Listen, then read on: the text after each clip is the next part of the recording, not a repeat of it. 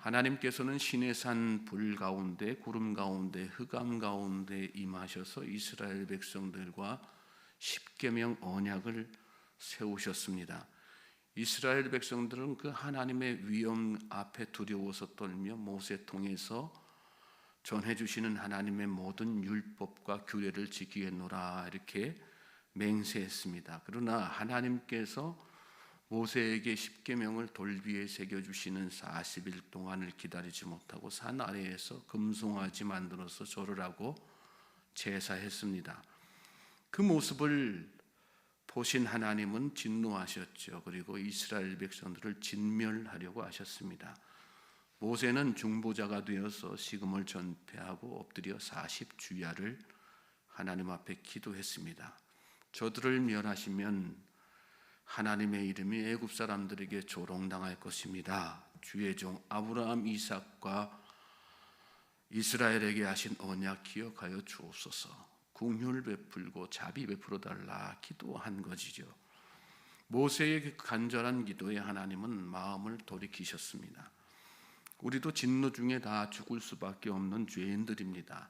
이스라엘 백성들처럼 목이 곧은 백성이요 반역 일삼고 사는 그런 사람들입니다. 그러나 예수님이 중보자로 오셔서 우리 죄를 다 대속하시고 성령으로 우리 안에 지금 내주하고 계시면서 지금도 변함없이 중보하고 계십니다. 믿습니까? 그 은혜로 인해서 우리가 구원받았습니다. 그리고 오늘도 구원의 완성을 향해 달려가고 있는 것입니다. 하나님 앞에 늘 감사하며 사실 수 있길 바랍니다. 하나님은 모세에게 처음과 같은 두 돌판을 다듬어 산 위로 올라오라 이렇게 말씀하셨어요. 오늘 우리가 말씀을 읽으셨는데 본문 1절 2절입니다. 그때에 여호와께서 내게 이르시기를 너는 처음과 같은 두 돌판을 다듬어 가지고 산에 올라 내게로 나아오고 또 나무개 하나를 만들라. 내가 깨뜨린 처음 판에 쓴 말을 내가 그 판에 쓰리니 너는 그것을 그 궤에 넣으라 하시기로. 두 돌판을 다듬어서 산 위로 가지고 나오면 처음 판에 썼던 십계명을 그대로 써주시겠다 그렇게 말씀하신 것입니다. 깨진 언약, 이스라엘의 불순종 우상 숭배로 말미암아 처음 언약이 깨졌지만 그 깨진 언약을 다시 회복시켜 주시겠다 그 말씀이죠. 그런데 이 첫 번째 십계명 새겨 주실 때에는 돌판까지도 하나님께서 친히 마련해 주셨는데 여기 말씀 보니까 이 두 번째 돌판은 모세에게 직접 준비하게 하시죠. 다듬게 하시고 그리고 하나님은 거기에다가 십계명만 새겨 주시겠다 이렇게 말씀하시는 것을 볼 수 있습니다. 우리가 죄를 회개하면 죄사함 받고 다 회복이 되지요. 하나님과의 관계가. 그러나 후유증은 남게 돼 있는 것입니다. 이 말씀은 바꾸어 말하면 잘못 저질렀으면 하나님 앞에 회개했으니 내 할 일 다 했다. 나는 용서받았다. 나는 자유하다 하지 말고 감당해야 할 사람에게건 사회적인 것이든 책임이 있으면 감당해야 될 책임이 있으면 그 책임은 다 하라는 그런 말씀이죠. 예수님도 이와 관련해서 하신 말씀이 있습니다. 너희가 예물을 제단에 드리려다가 내 형제에게 원망 들을 만한 일이 있는 것이 생각나거든 예물 제단 앞에다가 두고 먼저 가서 형제와 화목하고 그 후에 와서 예물을 드리라. 회개란 바로 그게 완전한 회개죠.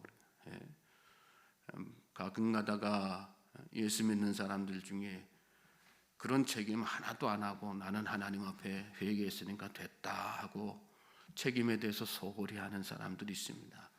그건 하나님 앞에 바람직한 것 아니죠. 하나님 앞에 회개했으면 정말로 진심으로 회개했으면 내가 저지른 잘못에 대한 책임을 다 해야지 되는 것입니다. 감당해야 될 거 다 감당해야지 되는 것이죠. 또 그 대가 치러야 될 것 있으면 다 치러야지 되는 것이죠. 그것이 진정한 회개입니다. 말씀 다시 보시면 하나님은 모세에게 돌판 외에 나무개를 하나 이렇게 만들게 하셨습니다. 1절 끝에 보시면 나무개 하나를 만들라. 2절 끝에는 너는 그것을 그 궤에 넣으라. 그리고 이어지는 3절로 5절 말씀에 보시면 모세가 그 하나님의 명령에 따라서 다듬은 돌판과 궤를 손에 들고 산 위에 올랐을 때에 하나님께서 처음과 같이 십계명을 새겨주시고 또 그것을 다시 받아든 모세가 산을 내려와서 궤에다 판을 넣어 지금까지 보관해오고 있는 것을 쭉 설명하고 있는 그런 말씀입니다. 조각목으로 만든 이 나무궤를 일컬어서 언약궤라고 하지요.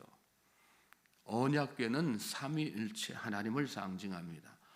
왜 하나님께서 십계명을 따로 특별히 모세에게 이 궤 만들게 하시고 그곳에다가 넣게 하셨을까요?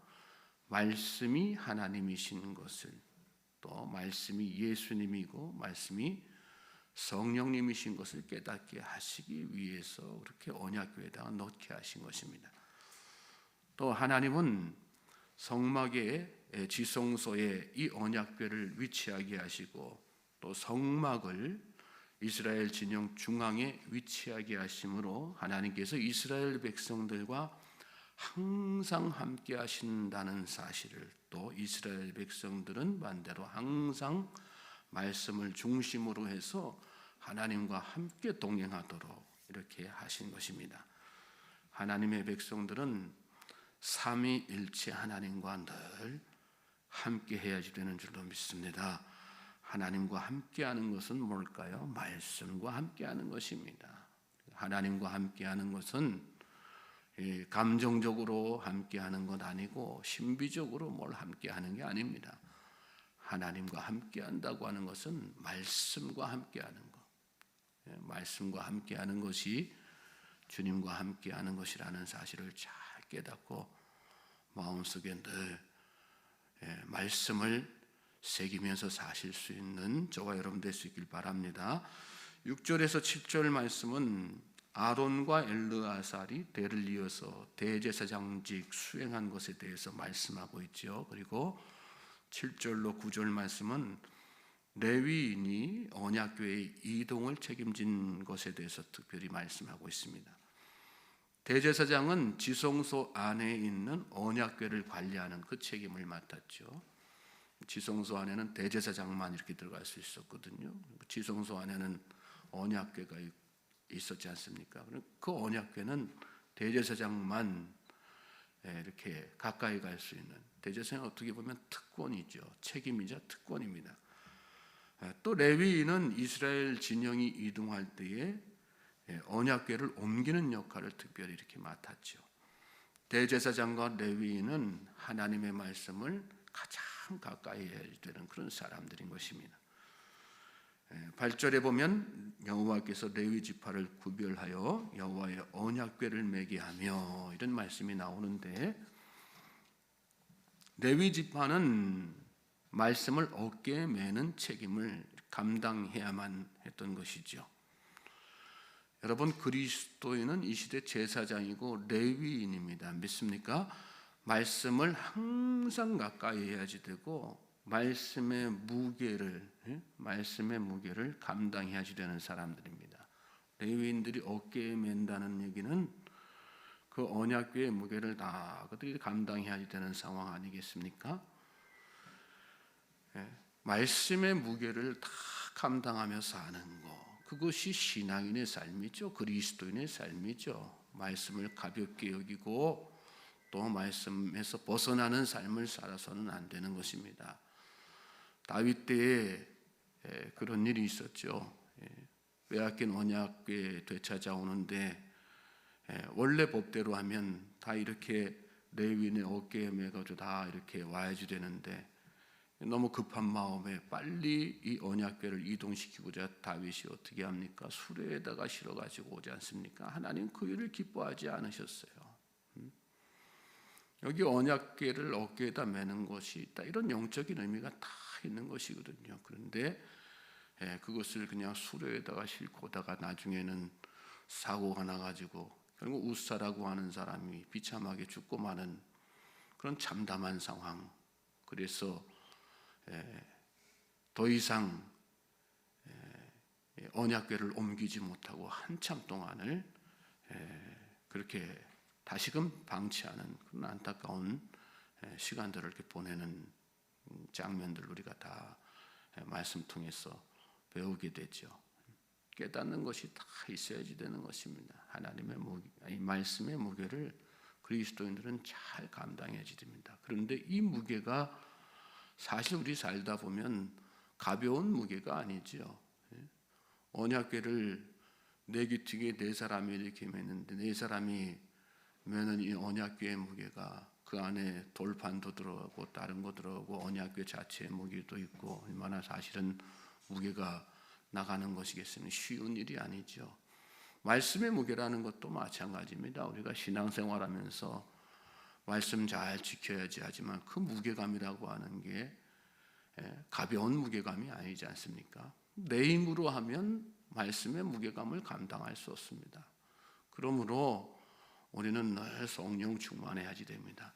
말씀 자체가 성령의 감동으로 쓰여진 것 아니겠습니까? 성령 충만함으로 사실 말씀의 무게라고 하는 것은 우리가 감당하기 너무 어려운 무거운 무게를 가지고 있지만 성령 충만하면 성령의 능력으로 그 말씀이 무게감 있게 느껴지는 것이 아니라 송이꿀처럼 다 달게 느껴지고 기쁨으로 받아들여지고 그러는 것 아니겠습니까? 말씀을 가까이 하면서 살고 또 말씀의 무게를 감당하되 성령 충만함으로 성령의 능력으로 감당해 나갈 수 있게 되기를 주님의 이름으로 소망하고 축복합니다. 오늘 우리에게 허락하신 이 한날이 저와 여러분에게 그런 한날 되시기를 다시 한번 주님의 이름으로 소망하고 축복합니다. 자, 이어지는 말씀 보시면 9절에 이런 말씀이 나오죠. 그러므로 레위는 그의 형제 중에 분깃이 없으며 기업이 없고 내 하나님 여호와께서 그에게 말씀하심 같이 여호와가 그의 기업이시니라. 말씀의 무게를 감당하기 어려운 이유 중에 하나가 삶의 여러 가지 살아가는 생계의 문제, 생활의 문제 그런 것들 아니겠습니까? 하나님께서 말씀의 무게를 내가 성령 충만함으로 감당할 때 하나님께서 그 생활의 문제도 다 해결해 주신다는 것을 여러분 믿으시기 바랍니다. 그러므로 하나님의 말씀이 항상 멈춰야지 되는 거예요. 내 삶의 어떤 생활의 문제가 먼저가 아니라 하나님의 말씀이 먼저일 때 하나님께서 그 무게들까지도 다 가볍게 하시고 내가 생각하는 삶의 문제까지도 다 하나님께서 다 해결해 주시는 것 아니겠습니까? 10절 말씀 보시면 내가 처음과 같이 40주 40야를 산에 머물렀고 그때에도 여호와께서 내 말을 들으사 너를 차마 멸하지 아니하시고 11절에는 여호와께서 내게 이르시되 일어나서 백성보다 먼저 길을 떠나라 내가 그들에게 주리라고 그들의 조상들에게 맹세한 땅에 그들이 들어가서 그것을 차지하리라 하셨느니라. 모세에게 명령하셔서 하나님께서는 이스라엘 백성들보다 앞서 이렇게 나가도록 하시죠. 말씀을 메고 사는 사람들, 이 시대 그리스도인들은 또 말씀 중심으로 사는 사람들은 항상 앞서 나가야 됩니다. 앞서 나갈 때 하나님께서 함께 하실 줄로 믿습니다. 앞서 나갈 때 앞서 나갈 수 있는 능력도 하나님께서 허락해 주실 줄로 믿습니다. 오늘 하루가 그러므로 저와 여러분에게 하나님의 말씀을 메고 하나님의 말씀을 또 붙들고 하나님의 말씀을 가까이 하고 믿음의 최일선에 서서 앞서 나가는 그런 축복된 날 되기를 다시 한번 주님의 이름으로 소망하고 축복합니다. 하나님께서 함께 하실 줄로 믿습니다.